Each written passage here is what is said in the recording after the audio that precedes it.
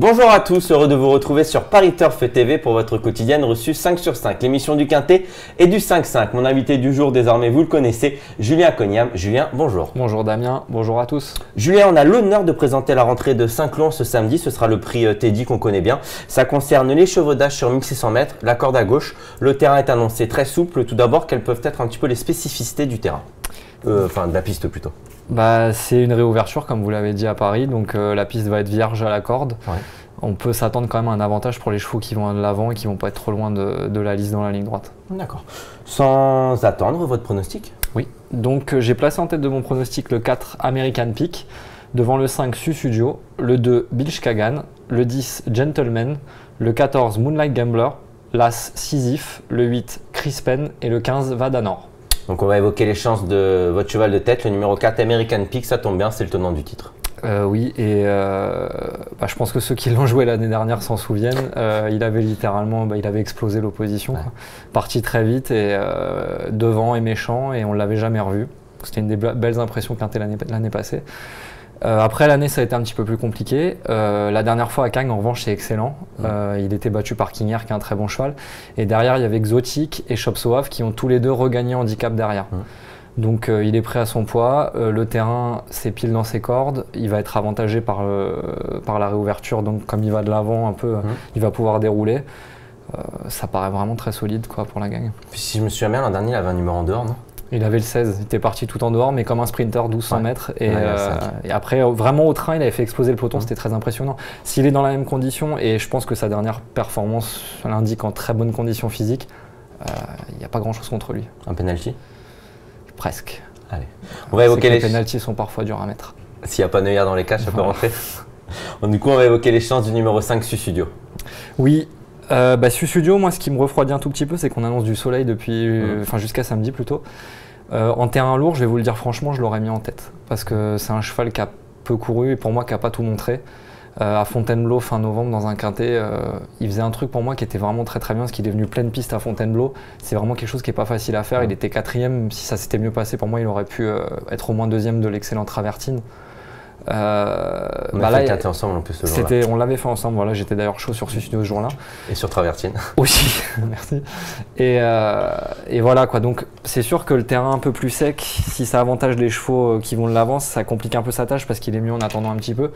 Après, s'il y a du rythme, et je pense qu'American Peak va faire du rythme, il va bien finir et il va être dans le quintet. Ouais, et puis le poids est vraiment intéressant pour lui. Ouais, il a sa valeur. Il a gagné quintet à la même période l'an passé à Compiègne. En plus, il y a une forme saisonnière. C'est vraiment un cheval que j'aime beaucoup. D'accord. On va évoquer un cheval que personnellement j'aime beaucoup, un fils de Whipper, le numéro 2 Bilge Kagan. Ouais, c'est un de vos chouchous. Bilge Kagan, disons que c'est un cheval, je pense qu'il n'y a pas une marge énorme au niveau quintet. Après, il est courageux, il est pratique, il est maniable. Et là, il a tiré un petit numéro dans les boîtes. Je pense qu'il va vite être derrière les chevaux de tête. Il va avoir un bon parcours. Si ça se trouve à l'entrée de la ligne droite, on sait qu'il va prolonger son effort. Ouais. Moi, je le vois plutôt entre 3e et 5e. Pour la gagne, ça me paraît difficile parce qu'on l'a vu à Cagnes, il a eu l'avant-dernière sortie où il était 2e. Il a eu le passage il a eu le jour un petit peu tôt. Il s'est fait prendre par les finisseurs pour finir. Moi, je vois un peu le même scénario. Soit il va pas refaire les chevaux de devant, ou il va se faire prendre par quelques chevaux derrière lui. Mais 3, 4, 5, ça me paraît une très belle chance. C'est un bel engagement pour lui. Le fait de revenir sur 16, Stéphane Pasquier, c'est quand même des arguments, non? Bah oui, voilà. Je pense qu'on a essayé de mettre tous les atouts de son côté parce que je crois que dans les quintets qui vont venir au printemps, il n'aura plus beaucoup de marge. Ouais. Donc là, c'est un peu le jour ou jamais pour faire l'arrivée, je pense. D'accord. Et que dire du numéro 10, Gentleman, qui va faire sa rentrée?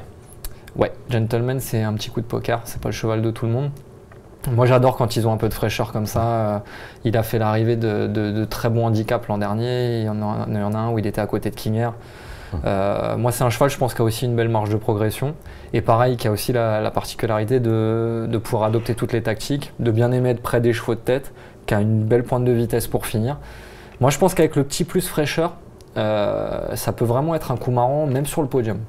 Et puis bon, on l'a vu ce jeudi quand même, les chevaux qui rentrent font l'arrivée. Et As des Flandres, Tolka, c'est un peu les mêmes profils que lui, c'est-à-dire qu'on déjà brillé quintet et qui le jour de leur rentrée ont un peu d'entrain, un peu d'envie avec la fraîcheur, envie de combattre. Ouais.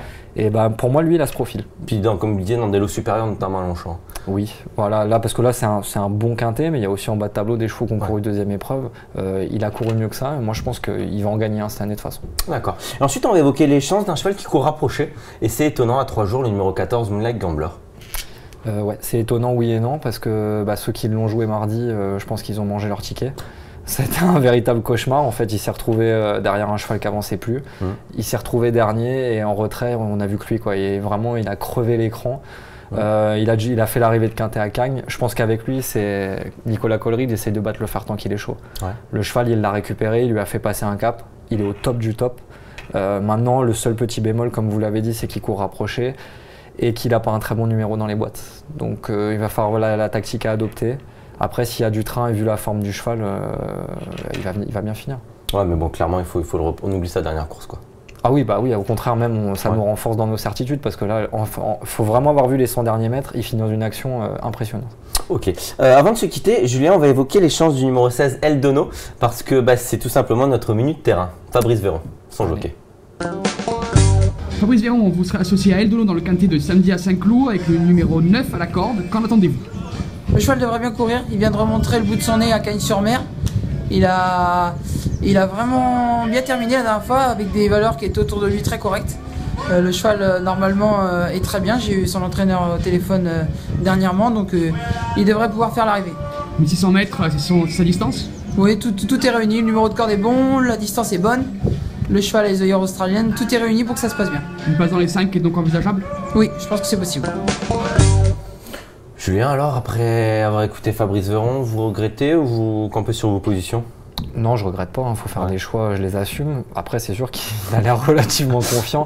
Moi, le Dono, c'est un cheval que je préfère un peu sur le sable et je crois pas qu'au poids, il ait une marge énorme.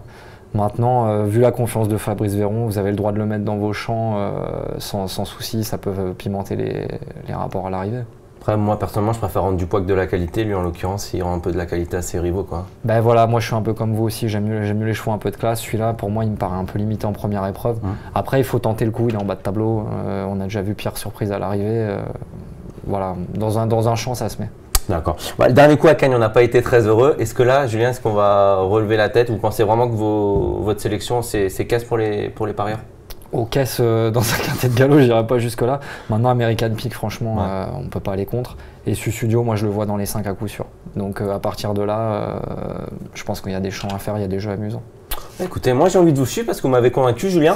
En tout cas, je vous remercie d'avoir été mon invité. C'était un plaisir. À tous, à très bientôt. Merci. Au revoir, Julien.